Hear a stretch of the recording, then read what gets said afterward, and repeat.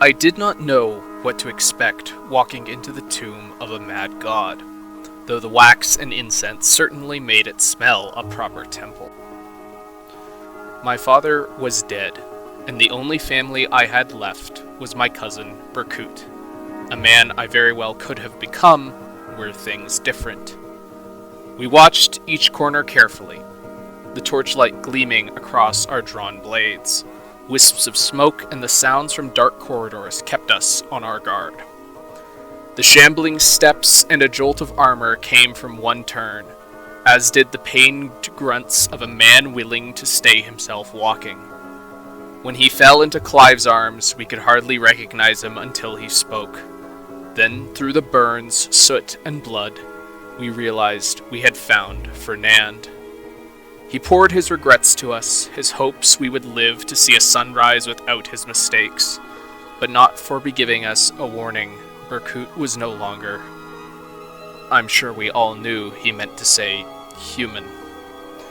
There was no debate then. A proper burial would have to wait. Into the darkness we pressed. The heat became intense. The crackle of flames spilled down the winding catacombs and guided us to Duma's altar.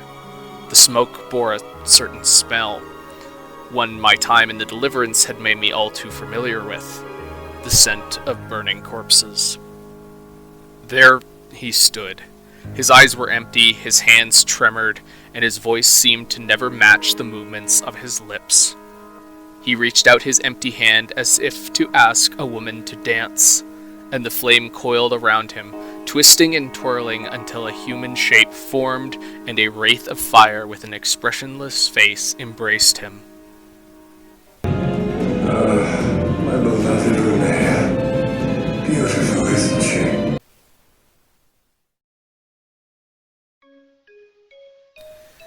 I had lost track of time. My hand was fused to my father's empty throne. I could feel Erica reach for my shoulder as we stood there. In cold understanding, one of us would have to take it. At first, I thought myself lucky when Seth returned. Talks of who should take the crown could wait.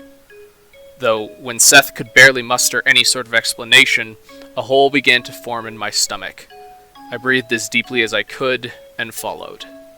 Seth led us to the royal bedchambers. I remember how when Erica and I were young, and she couldn't sleep, she'd rouse me as well, and Father would read to us while we buried ourselves in the heavy quilts.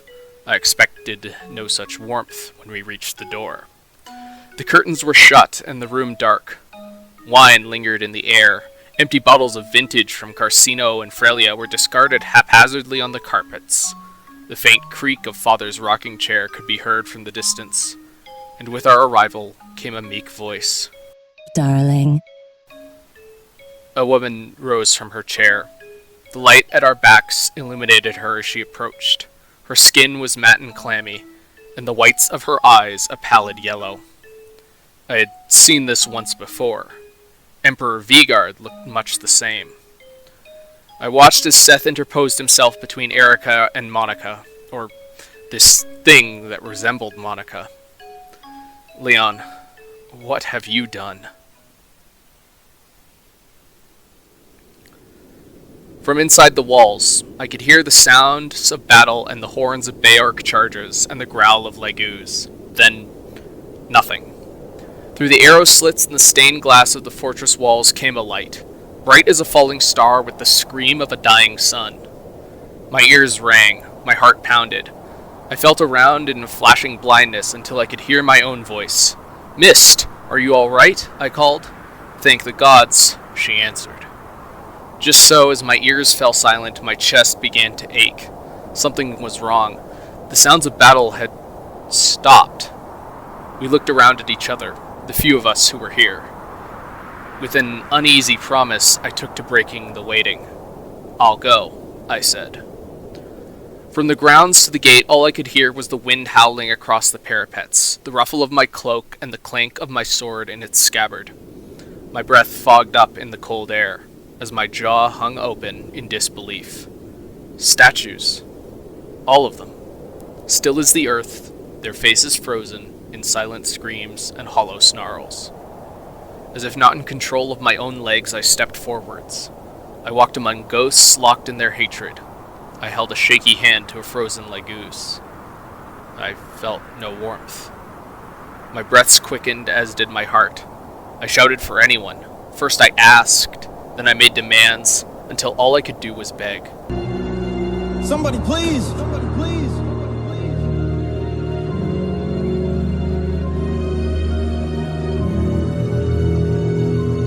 Answer me! Answer me!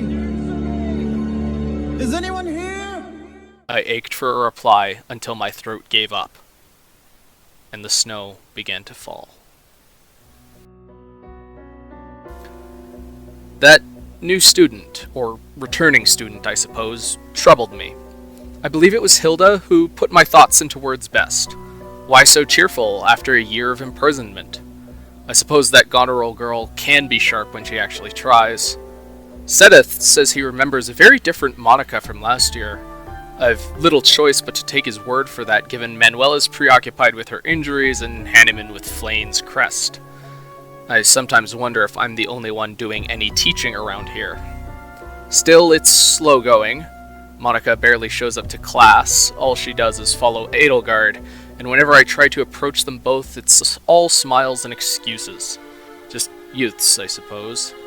Yet, I can't for the life of me continue to feel like something's off. Hubert doesn't much like Monica either. Then again, Hubert doesn't much like anyone breathing in the future Empress's direction. I've fought dozens of battles with my father as a mercenary. I've seen men transform into monsters. Why, of everything, does a girl in last year's uniform fill me with dread? I swear, on the sparring grounds her voice changed, as if one person was speaking, then another. What do you say, Adel? Shall we meet up in the library later to... Oh, hello, Professor! Gods, I sound just as crazy as everyone else here in this damn monastery. Maybe the stress is finally getting to my head. It's all some kind of sick joke, and there's no jester around to tell it.